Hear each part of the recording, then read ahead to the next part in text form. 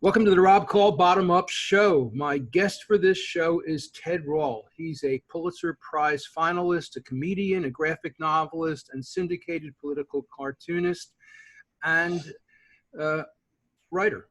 He's authored many books and illustrated many more, including most recently Greg Palast's book, How Trump Stole 2020. And his own book, Political Suicide, The Fight for the Soul of the Democratic Party, just came out last month. It's great to have you on the show. Thanks for having me. I really appreciate it. Just one little correction. I'm not a comedian. The one time I tried, I totally bombed out. So not a comedian. Well, I think people might argue. I think that some of your cartoons are pretty funny, but I guess that's not. That Cartoonist is different, though. Yeah. I respect comedians. They do something I don't know how to do. Okay. Well, you know how to do it with cartoons, though. So. Thank you. And your website is rall.com, R-A-L-L.com. That's right. So this book, Political Suicide, the Fight for the Soul of the Democratic Party, it's a really great read. And I really enjoyed it. It hit a lot of notes that I agree with on just about everything. So why did you write it, and talk about what it's about? So for people who are familiar with the book I did about Bernie Sanders called Bernie, which came out a few years ago, it's kind of blows out a topic that's I sort of touched upon tangentially. In that book, I talked about the background of the split inside the Democratic Party that we see today between the corporate neoliberals, represented by figures like Joe Biden and Hillary Clinton, and Nancy Pelosi, sort of the Rahm Emanuel, the sort of DNC stalwarts, and the insurgent progressive base of the Democratic Party, represented by people like Elizabeth Warren and Bernie Sanders. And that split goes back a long time. I mean, you could argue that it goes back 100 years, really. But in recent history, really 1972 is the pivotal moment. George McGovern lost in a landslide to Richard Nixon, who was running for re-election. And after that, McGovern, I believe, only won one state, and Nixon took 49. After that, there was a lot of, there's sort of a struggle for power within the Democratic Party between the conservative wing of the party and the liberal wing of the party. And the conservatives, people like Scoop Jackson and Sam Nunn, argued, and this is an argument that anybody who's been watching Democratic politics for the last 40 years is familiar with. They argued, look, America is a conservative country. You can't do your wild-eyed, liberal, new left, socialized medicine, no more, no war type stuff. That this country won't go for it. Democrats can't win unless they get swing voters, people like the Reagan Democrats, who sometimes vote Democratic, sometimes vote Republican. And so that was the argument at the time, and they won that struggle for power in the mid-1970s. And so sort of incidentally and tangentially, Jimmy Carter becomes the embodiment of that in 1976. Now, Carter's is very old. He's, I think, pushing 100 years old, and he has cancer. He's going to die any second. And when he does, there's going to be a lot of assessment of his life, and they're going to talk a lot about his role as, putting human rights at the forefront of U.S. foreign policy, and so on. But the part of his administration that is largely forgotten today and probably won't be talked about much at all after he dies is just how far he moved the Democratic Party to the right. He brought back draft registration for the first time since the Vietnam War. He started what we now call the Reagan defense buildup, but it really, even Reagan said it began under Jimmy Carter. He was also the first American Democratic president since the New Deal not to even propose an anti-poverty program. And it's not like poverty had gone away by 1977, and nor has it today. And yes. Do you think that Carter went into the presidency wanting to do that, wanting to move the party to the right, wanting to fail to bring any kind of help to the middle class? Because, you know, my impression of him now is he's left of most of the more recent leaders in the Democratic Party. He is to the left of most of the leaders of the Democratic Party, particularly on issues of war and peace, and his role, for example, in declaring Israel an apartheid state. So for foreign policy, for sure. I mean, look, we never know really what's in the hearts and minds of a president. You know, we can have that same question, you know, did Bill Clinton want this or want that? Did Obama want this and want that? I don't know. I mean, you know, even if he writes, you know, even in Carter's memoirs, you know, even if he makes excuses and says that he was blocked by the Republicans, the fact remains that he never proposed this sort of legislation. And I always think that's a marker for me. You know, if you propose legislation that gets shot down, at least you're on record for having tried it and having wanted it. And I don't feel that Carter just didn't propose that stuff. So, you know, we only have the record to go by. And he made a lot of decisions I think he didn't really have to make, particularly on foreign policy. I mean, he did not have to fund the Mujahideen against the Soviets in Afghanistan at the recommendation of Zbigniew Brzezinski. He did not have to boycott the Moscow Olympics and politicize the Olympics in that way. He did not have to admit the Shah of Iran to the United States for medical treatment, which prompted and it sparked the hostage crisis that I think ultimately hobbled his presidency and caused Reagan, allowed Reagan to defeat him in 1980. So Carter's presidency certainly effectively did move the party to the right. And interestingly, the Republican Party moved to the right at the same period. It's almost like the 50-yard line of American politics shifts. It starts with the Democrats, the Republicans follow along. And so by 1980, we get the Reagan Revolution. But what's interesting about 1980 is it's the first of a series of sort of progressive versus centrist showdowns in primaries. Ted Kennedy challenged Carter. It was a very aggressive challenge, and I think given the politics of the time, it was entirely credible that Ted Kennedy could have defeated Jimmy Carter for the nomination. But the DNC changed the rules of the convention at the last second, and thus gave Carter the nomination. And this was kind of a cycle that we've seen kind of ever since. For example, in 2004, Howard Dean challenged the party from the left and ended up losing the nomination to John Kerry. But Howard Dean was kind of cheated and robbed, and the media kind of conspired to say that he was a lunatic because of this so-called Dean scream that some of us might remember. In 2004 and 2008, Jesse Jackson challenged the party from the left.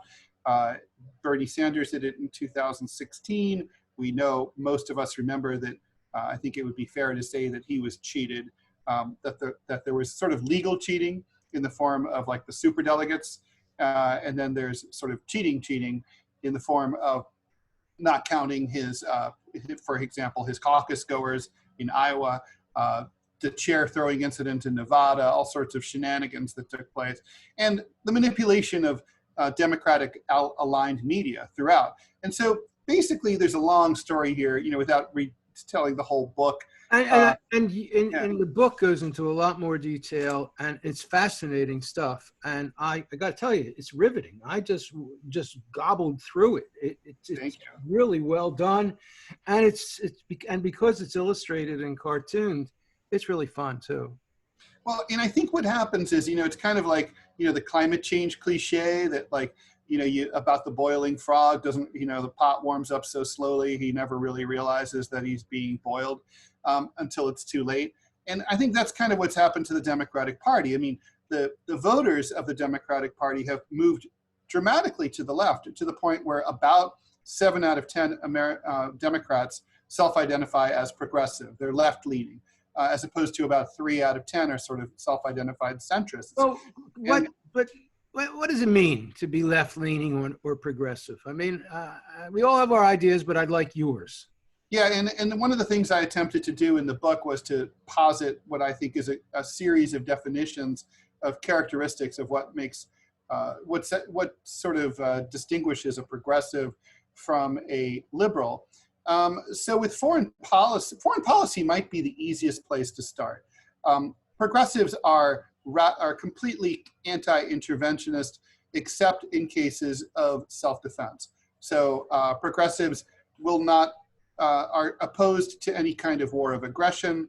They will not invade another country unless it has directly attacked the United States or is imminently in danger of doing so.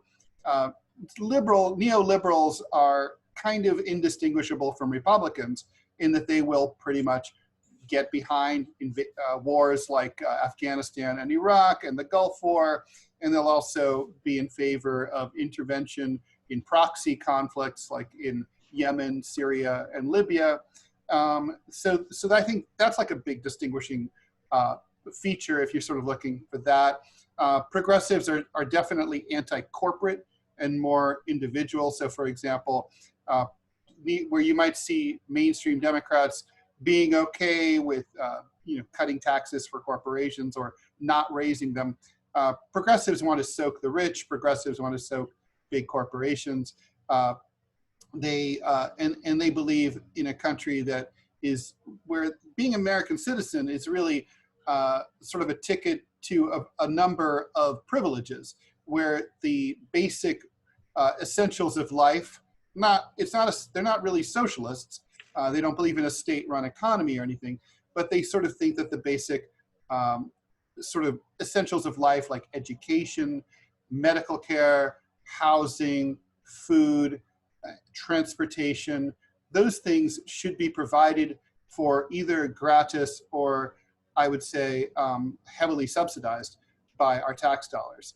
Neoliberals don't really believe in that stuff.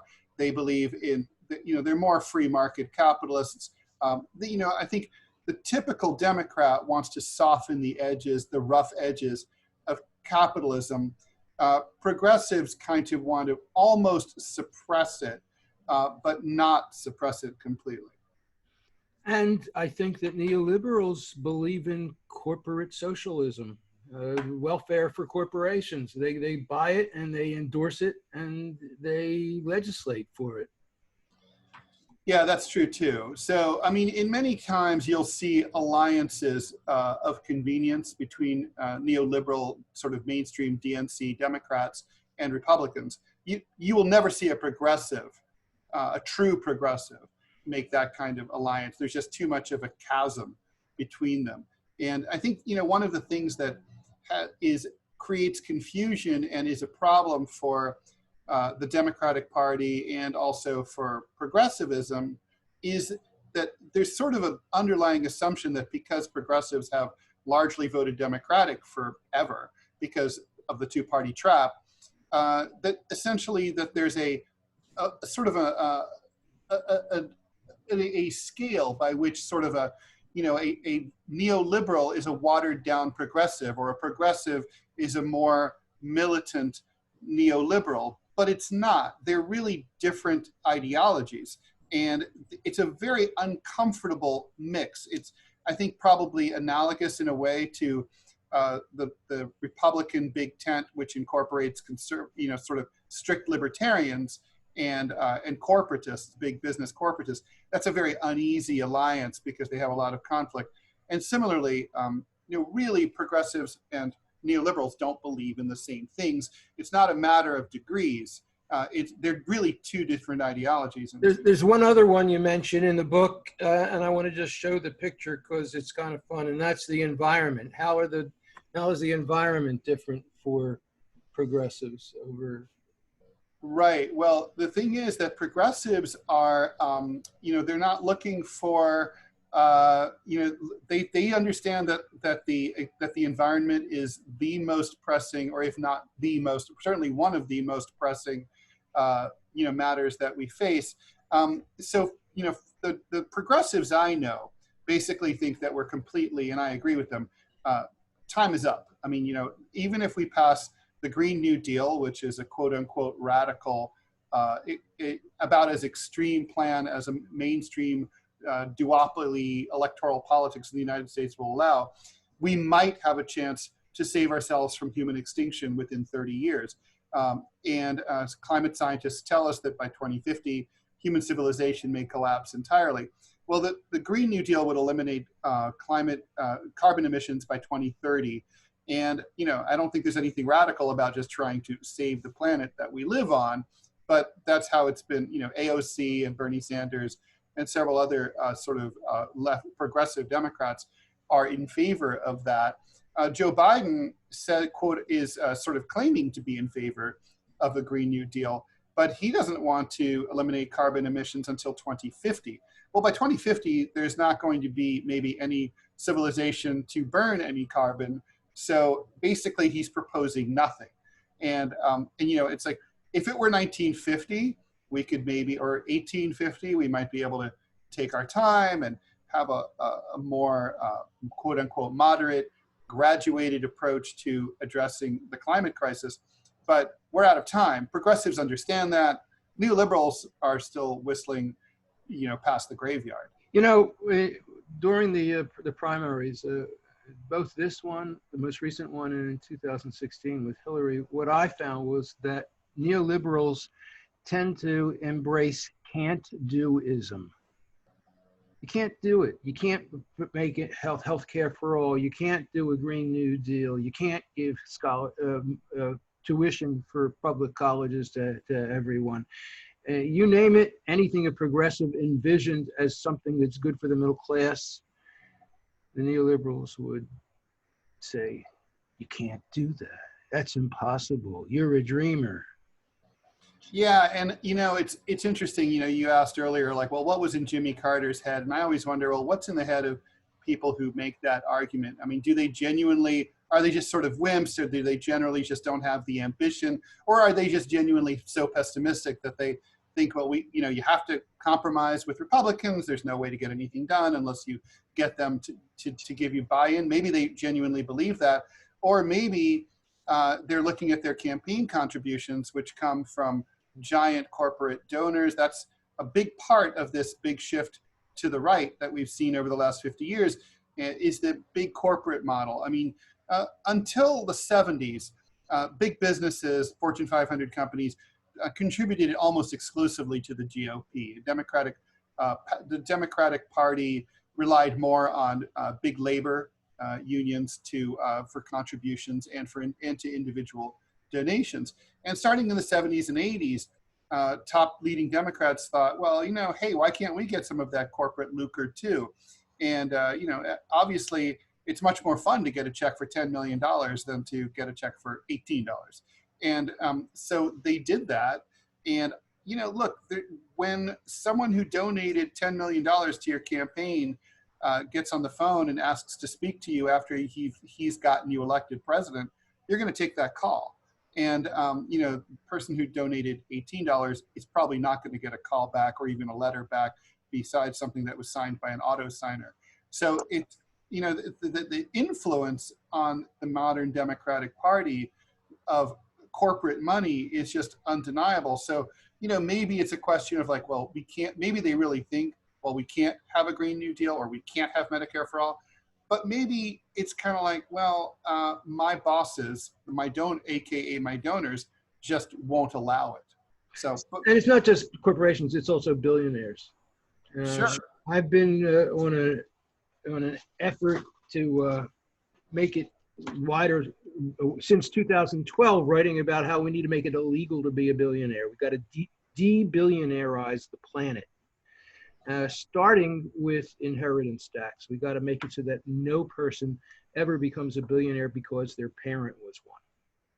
Well, I mean, it's funny you should mention that. I mean, I would go further than just billionaires, but I mean, you're talking about, the fundamental critique of capitalism that nobody can possibly refute. The fiction of capitalism is that it's a meritocracy.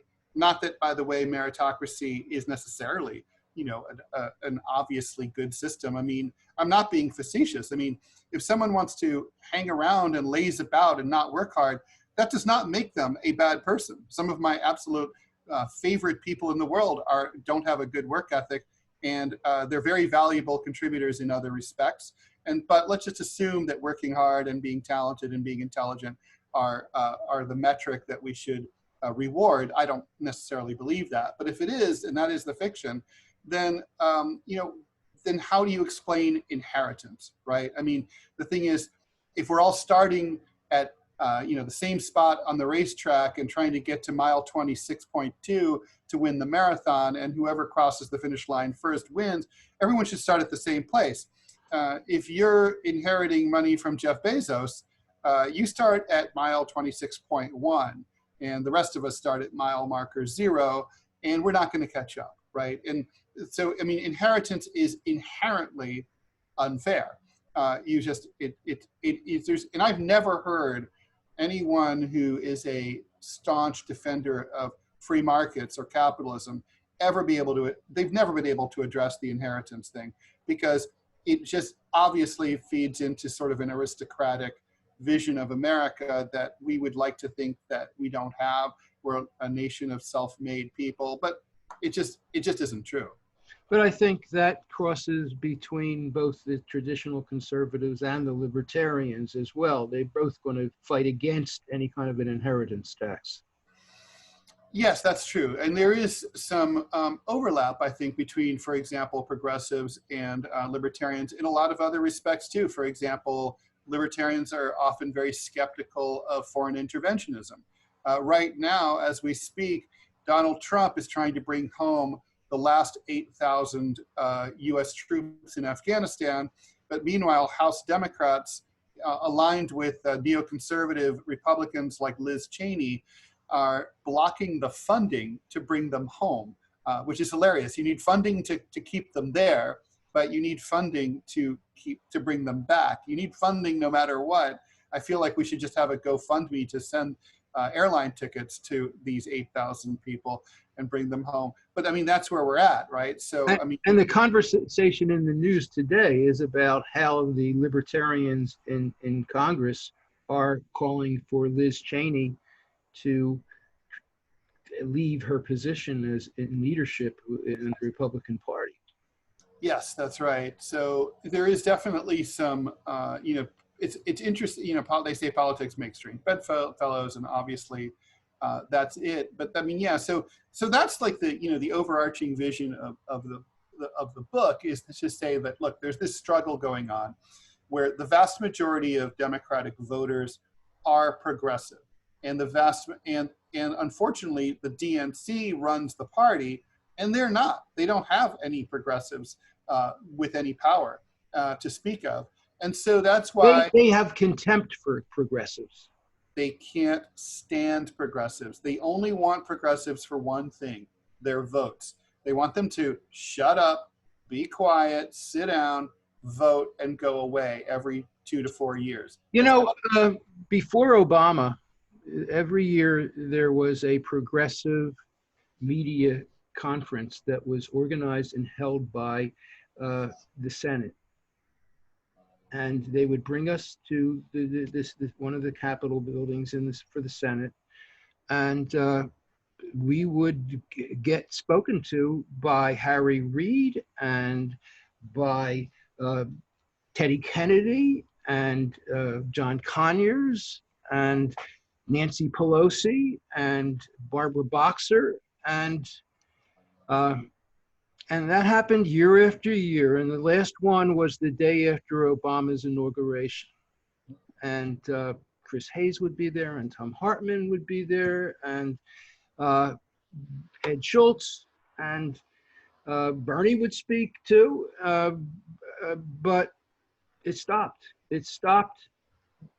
The last one was the day after Obama was inaugurated. And I bring it up because I think that Rahm Emanuel probably killed it, and nobody has reinitiated. I had a chance to talk to Pramila Jayapal at the Netroots Nation event last summer, and I said to her, "Why don't you start it up again?" And she looked at me like I was crazy. That's not going to happen.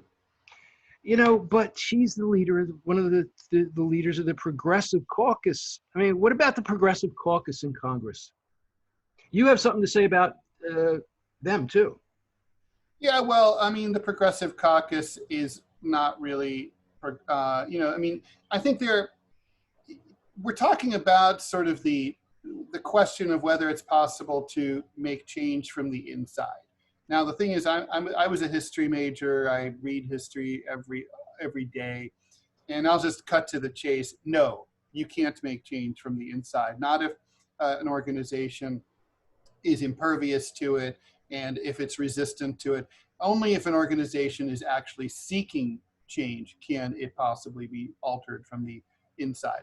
And figures like AOC and Rashida Tlaib and so on are just not, they're going to be swallowed up by the Borg in the same way that Bernie Sanders has been. I mean, Bernie Sanders he's in this awkward position of sheepdogging for the Democratic Party for Joe Biden, and it's embarrassing to watch. There's one of those, I think it's called Freud-Welching. It's one of those long German names for the feeling that you get when you watch someone making a fool out of themselves. And that's kind of, where Bernie's at now. I mean, he knows that he's promoting a candidate who does not agree with him on fundamental issues. And, I understand the whole argument, but I think, I think we have to talk a little bit about, the whole two-party trap and how people are, faced with a sort of proto-fascist like Donald Trump and an unreconstituted sort of Cold War neoliberal like Joe Biden. How do you vote? And we're going to talk about how do you vote after a brief show ID.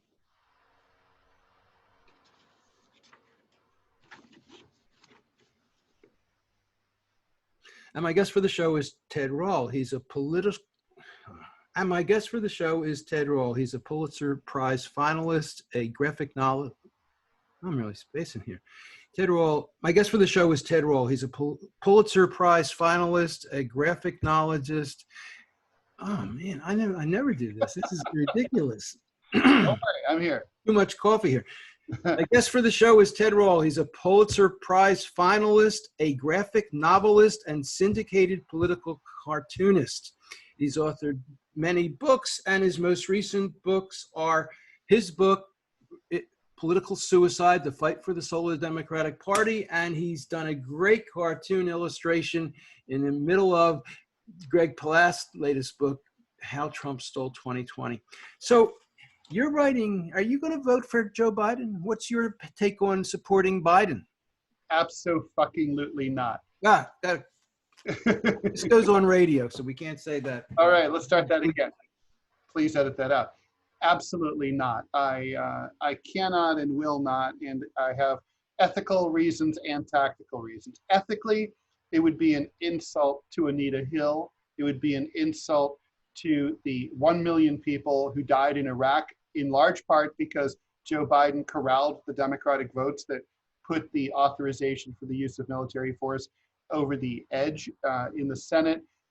It would be an insult to the people of Afghanistan, 30,000 of whom are dead, also in part due to Joe Biden. It's an insult to all the people of color who were unjustly incarcerated due to the 1994 crime bill, for which Joe Biden has never apologized or offered any kind of amendment to get rid of. His whole career is so repugnant in so many ways that it just, I refuse to endorse it with my vote. Now, that said, I'm not going to say that people who vote for Biden are evil, but Biden is evil, and I'm not going to vote for him. Now, the thing is, the next logical question is, well, doesn't that help Donald Trump? And I guess my answer there is in two parts. One is it doesn't matter if Donald Trump gets reelected to a second term. I've been hearing a lot of sort of ahistorical garbage about people saying if a second Donald Trump term would be disastrous. And I'm like, do you not remember any American history? Presidents get nothing done during their second terms. I mean, let's look at it. Barack Obama got nothing done. He had an oppositional Republican Congress. There were no scandals, which was to his credit, and also no legislative accomplishments or for that matter, any foreign policy achievements at all during his second term. Bill Clinton spent his second term embroiled in the Monica Lewinsky scandal. Ronald Reagan spent his second term embroiled in Iran-Contra. Even FDR ended up using his second term getting embroiled in the Supreme Court stacking scandal. And we're talking about arguably the most effective president of the 20th century. Eisenhower got nothing done in his second term. There's just Richard Nixon had Watergate in his second term. I mean, Donald Trump is going to be it will be embroiled in scandal, ineffectual, dealing possibly with the Democratic Senate, certainly with the Democratic House. He's going to be impotent. So people who are worried, the damage has been done. Presidents do most of their damage or accomplish the most in their first year or two in office. After that, it's not that big a deal. I mean, psychically, is it bad to see Donald Trump as president of the United States? Sure. But if you're thinking that he has a big agenda that he's just been waiting for years to pop on us, no, he'll be a lame duck. It doesn't really matter that much. And then in terms of the tactics, as a progressive, as a left-leaning person such as myself, I look at, again, all the times that people like me voted for figures like Obama and Bill Clinton. And what did we get in Did you vote for Obama the second term? And no, I did not. I voted Green Party in 2012. Me too. And I think, and I don't regret any of those votes. I mean, my metric is, if the person I voted for were to win, would I be happy the day after the election? Yay or nay? And if the answer is nay, then I don't vote for that person, which is one of the reasons why I'm not going to vote. If Dr. Jill Stein had been elected, would I have been happy? I would have been jumping up and down for joy. So yeah. It would have been amazing. So I voted for her happily in 2016, and don't regret that at all. But if we look at, again, look at all these showdowns where progressives basically gave their votes away for free to the Democratic Party until 2016, and the party just kept moving to the right the entire time because they didn't have to do anything for us.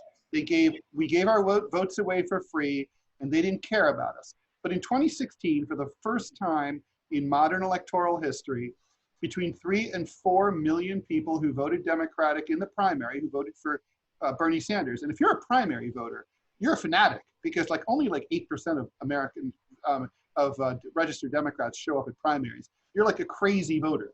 And then those people did not show up for Hillary Clinton in November, which means it was an active choice to sit on their hands. They didn't like Hillary Clinton. They weren't going to vote for her. And that gave the election to Donald Trump. There were other factors, but obviously... Wait. Can I make a little correction there? Sure. I would not say that. I would say the DNC and their betrayal of Bernie Sanders and their horrific treatment of progressives gave it to Donald Trump. Well, that's totally true. I mean, Joe Biden seems to have learned a few lessons from 2016 to not be completely openly contemptuous of progressives. I mean, at least there's pablum, there's window dressing to say that he cares about progressives. There's no content, there's no meat on the bones. But Hillary Clinton listed Bernie Sanders as number 39 on her choice of vice presidential prospects. She obviously never considered him. Progressives were constantly talked down to, Dems-splained to during the convention, and told to just put up and shut up. We were told constantly, we don't need you. We can win without you. We'll get anti-Trump Republicans. And hey, if someone says they don't need me, I'm like, vaya con Dios. Have a good time. I don't need to be at your party. I'm not invited.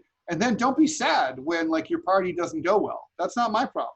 You didn't invite me. I wasn't at the table. I mean, let's not forget, Barack Obama had no liberals in his cabinet. Bill Clinton had one liberal at Labor for one term. That's it. Richard Nixon had several liberals in his cabinet. I mean, that's how far to the right the Democratic Party has gone. And it's only because those 3 or 4 million Bernie voters didn't show up in November that suddenly everything had changed. In the 2020 cycle, which really began last year, you had figures like Cory Booker, who's a Wall Street corporate Democrat, Kamala Harris, who's a lock them up and throw away the key, even if they're innocent, hard-ass Democrat. People, Amy Klobuchar, people like that who were endorsing Medicare for all, $15 minimum wage, student loan forgiveness, even the Green New Deal. These are progressive policy planks that only Bernie Sanders and then Elizabeth Warren ever championed, right? The only reason that these other corporatists jumped on board was that it's because of what happened in 2016. They knew that they could win the nomination, but lose in November unless they brought progressives with them. Joe Biden sort of entered the race late as a sort of, Hail Mary, let's stop Bernie kind of candidate. And then he was basically installed by the DNC and Jim Clyburn on the day before Super Tuesday, where the party bosses told voters in the Deep South to vote for Biden. And that's sort of like why those ideas are no longer really part of Biden's platform. But the point is, you could taste the power that progressives achieved from not voting in 2016 for the Democratic Party. Now, I think there's more power in voting third party or voting for or showing up and casting a ballot that's blank for president, but you vote for other things, than there is in staying home, because you've registered your disapproval. You've said, I'm not apathetic, I'm showing up, but I'm just like, you can't count me in. But if sitting home is the next best thing. And I think, when the streets are going to be filled with COVID-19 in the middle of the dreaded second wave on November 3rd, I could see a lot of people just saying, like, I'm not getting up and going and standing in the socially distanced rain drizzle in November to vote for Joe friggin' Biden. Yeah, there's no enthusiasm for Joe, that's for sure. I haven't heard any person I know a lot of people who are going to vote for Biden, and I have not heard one of them be able to articulate a positive thing about him.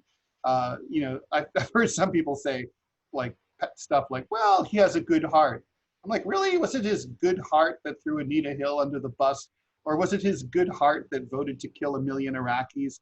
I don't think, but I think most people don't even say that. It's the entire argument, and it's coming from the Biden campaign itself, is just, I'm not Trump.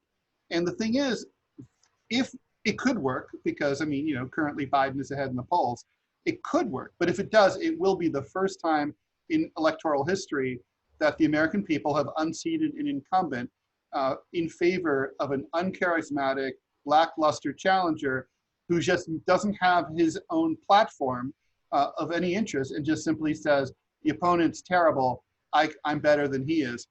That's never worked before. Hillary Clinton tried it, didn't work for her. I don't think it'll work this time, but it could.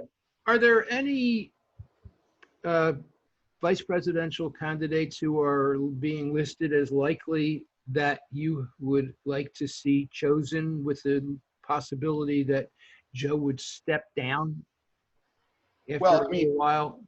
I don't think Joe Biden will be alive in a year or two. So I think we're talking about the vice president is effectively the candidate for president. And nobody's talking about that. Right. I mean, Biden looks terrible. I mean, I heard Trump talking on Fox News Sunday a couple days ago, and he was talking about like, Biden's shot. He's dead. He doesn't even know that he's dead.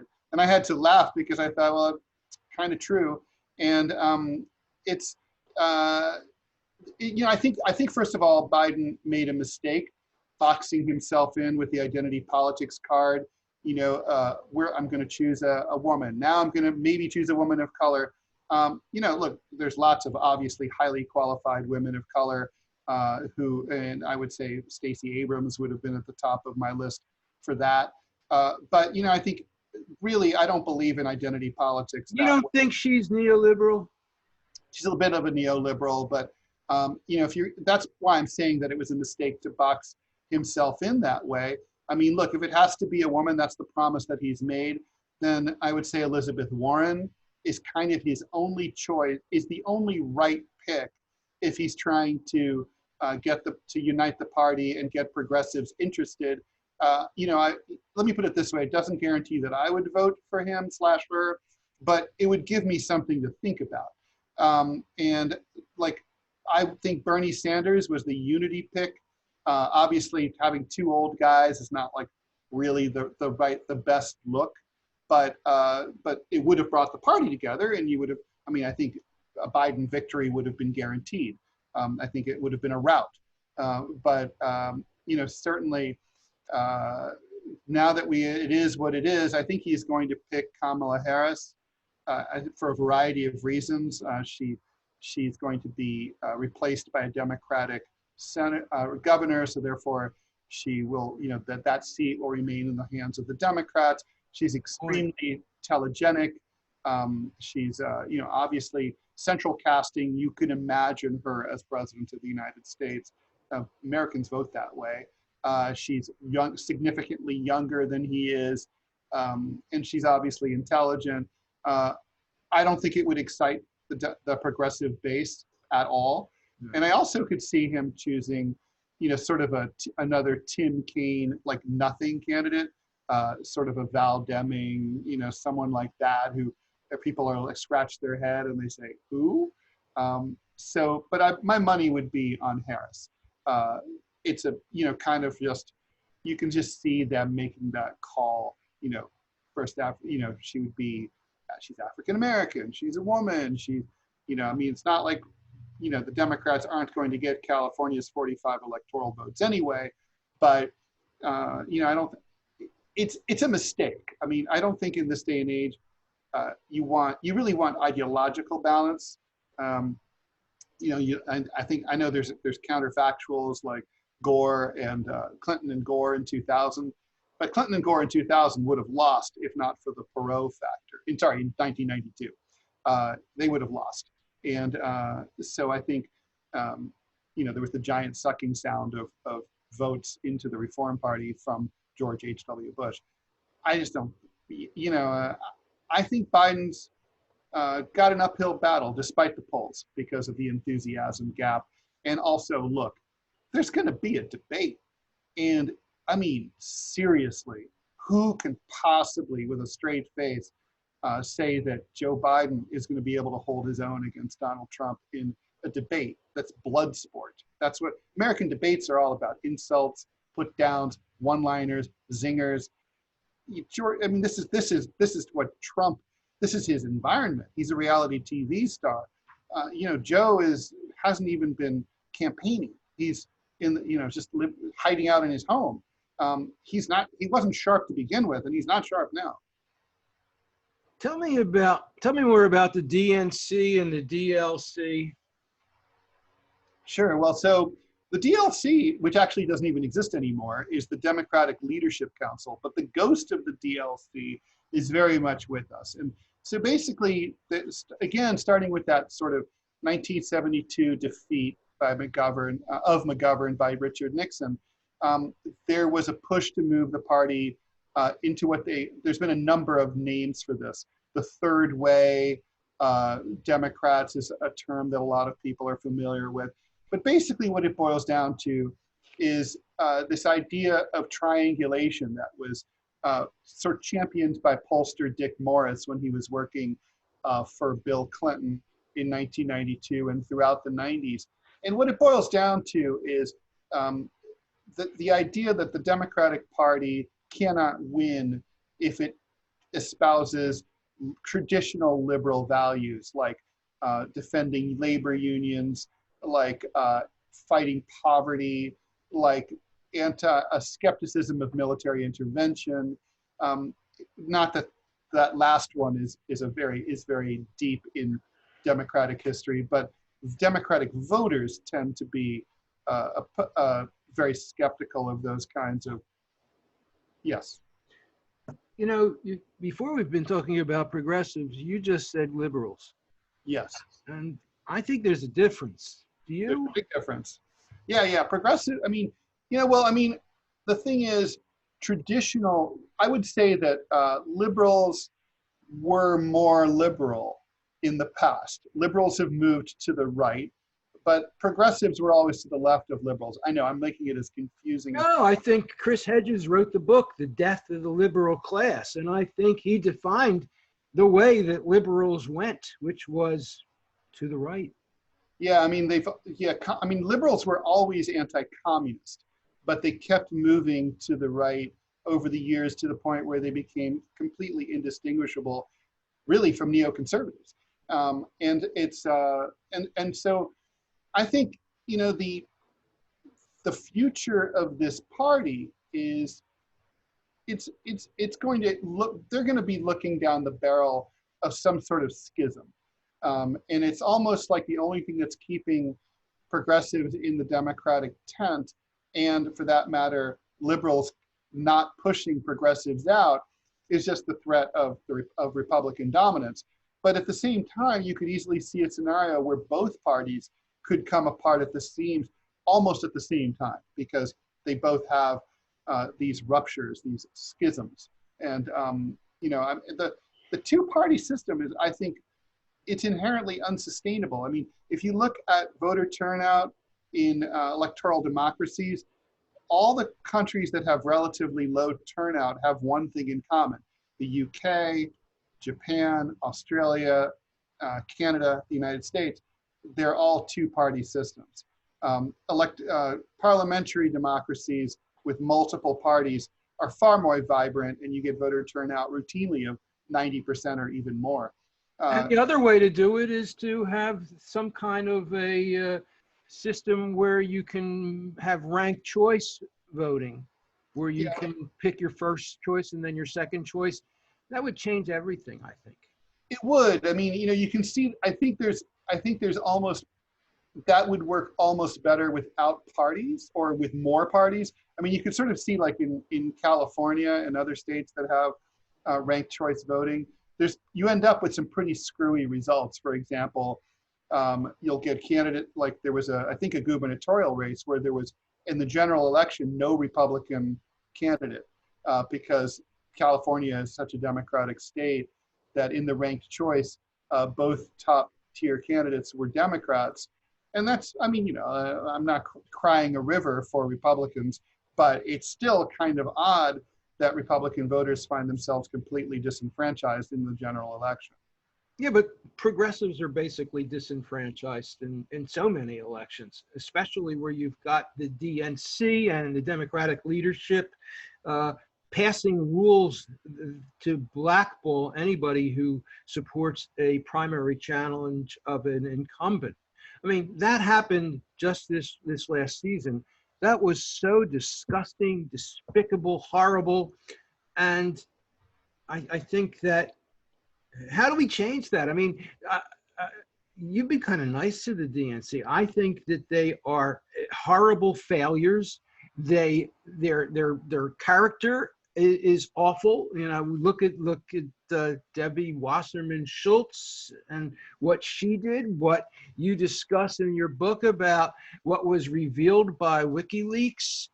I mean, they're horrible. They're stupid, and they fail, and they get nothing done. I mean, Obama, he had a time when he had the House and he had the Senate and he had the presidency, and what did he do?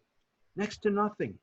And his only significant achievement is the Affordable Care Act, and that was a Republican idea. Yeah. And Joe Biden, if he wins, he could be in the same situation. Okay. And if he was smart, he would say, I've got a list of 500 things I want done. Why not 500? Why not? Why not just put them through Congress, get the people running, all of his damn incumbents to get on board, and run through hundreds of different things. I mean, the first couple hundred he could do would be to cancel anything that Trump issued as an executive order. I mean, but.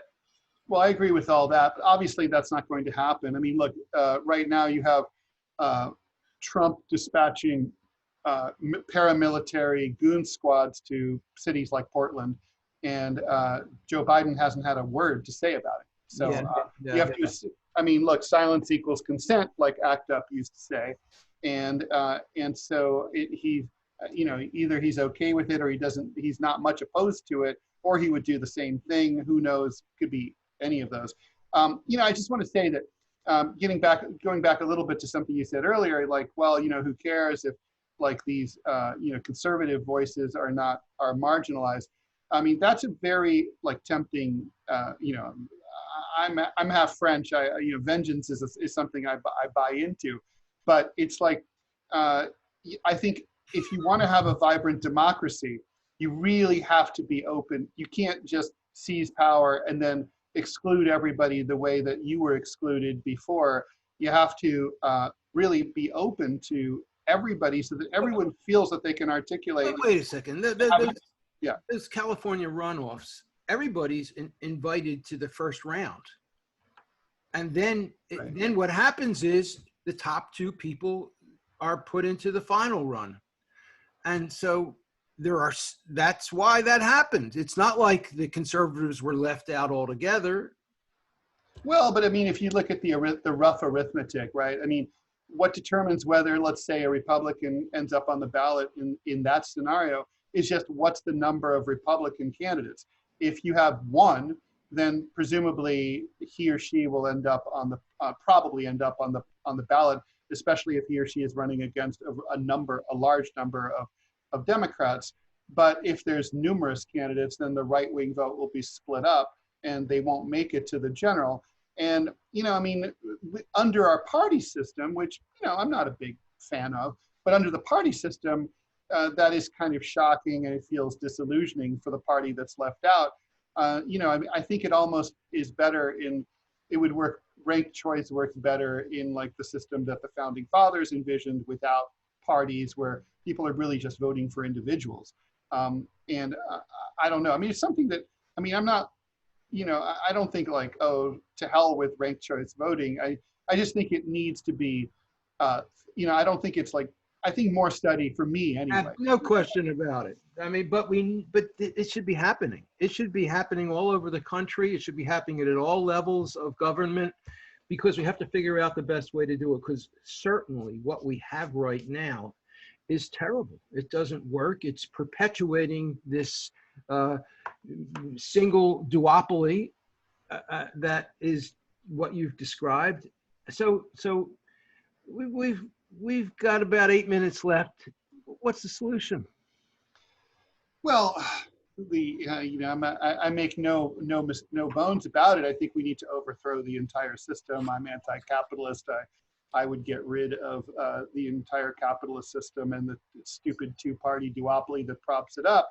But that's not something anybody can just make happen. You have to have revolutionary conditions, and that has to be this. We have to see that on the street, and that's for the people to decide. So in the interim, what we can do is you control our own votes and our own pressure. First and foremost, politics is not something that we should be doing every 1, 2, or 4 years. Politics is in the streets. Politics, as we've seen after the killing of George Floyd, is something that is most potent, most powerful when we look at the model of the 1960s and we take to the streets and we pressure our elected officials.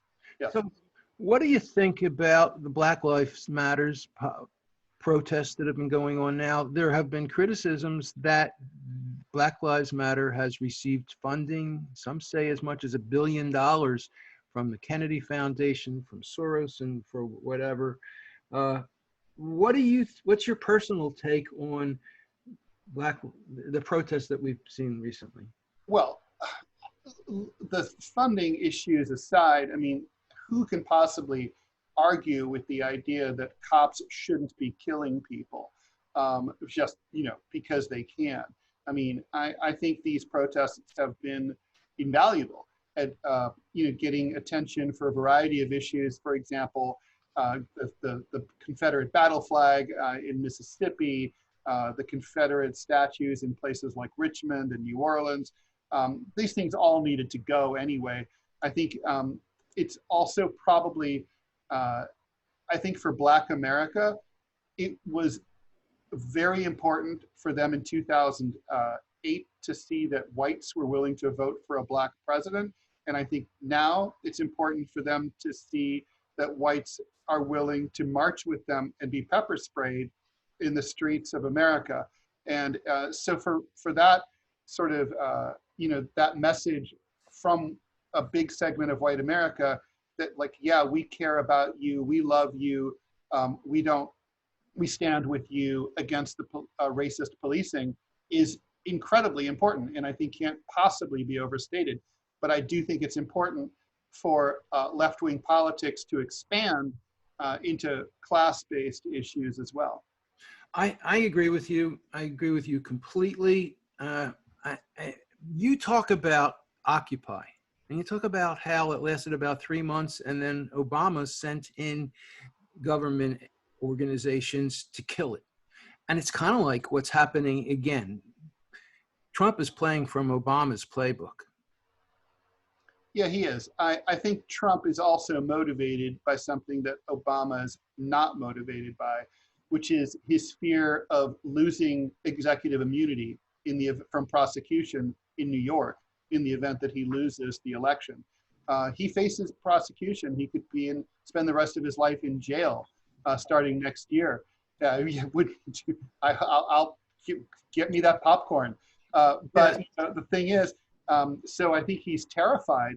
He's a desperate man, and I didn't think this until the goons showed up in Portland, but I think they're agents provocateurs. They're trying to stir up. They start the violence, and I think it's kind of like the Nazi playbook in 1932, where the Nazi Party turned the streets of Germany into chaos that only the Nazis could claim that they'd be able to tame if they were allowed to seize power.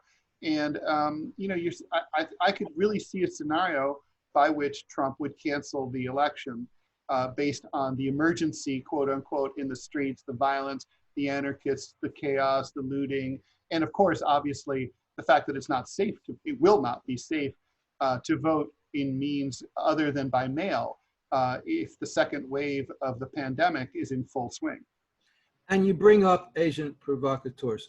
I believe that they were present in Occupy. I experienced one where I ended up getting pepper sprayed along with a lot of other people because of an agent provocateur. And I think that there's been lots of evidence that there are a lot of them in Occupy, and I would think that there are a lot of them that are among those people who are breaking store windows and looting as well. Yeah, I mean, I haven't been active in the protests, but people I know who have definitely, they believe that agents provocateurs have been the most active looters and people setting fires and so on. I mean, there's a long history of the FBI and other government organizations infiltrating leftist activist groups and doing exactly that. So it wouldn't surprise me. But I mean, I do think that this president does not want to lose. And if he's looking at his poll numbers, in October and thinking that he's going to lose and may face jail, he may be his best move from his point of view might be to suspend the election. And of course, obviously, there's no constitutional methodology to do that at all. Election day is set forth in the Constitution. Even if there were a nuclear attack, you still can't cancel an American federal election. So that would mean that we've now moved into a different kind of form of government than what we're used to. We got about 2 minutes left. Anything you'd like to cover?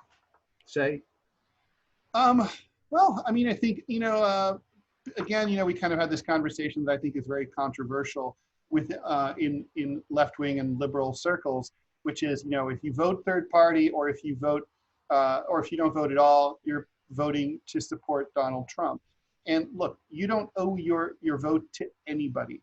You vote your vote belongs to you, and your priority, if you're a progressive, should be to build progressive politics.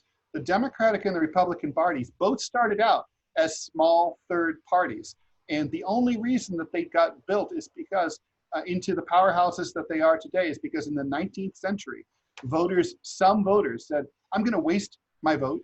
I'm going to waste my campaign contributions, and I'm going to join these brand new parties and help them become bigger than they are today. So there's no reason that, say, the Green Party or the Libertarian Party can't become major forces in American politics.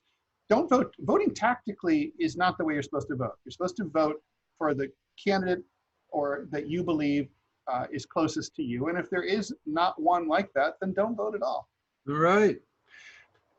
Good place to stop. My guest for the show has been Ted Rall. He's a Pulitzer Prize finalist, graphic novelist, and syndicated political cartoonist. His latest book is Political Suicide: The Fight for the Soul of the Democratic Party. His website is rall.com. Thanks, Ted. Been a great interview. Thank you, Rob.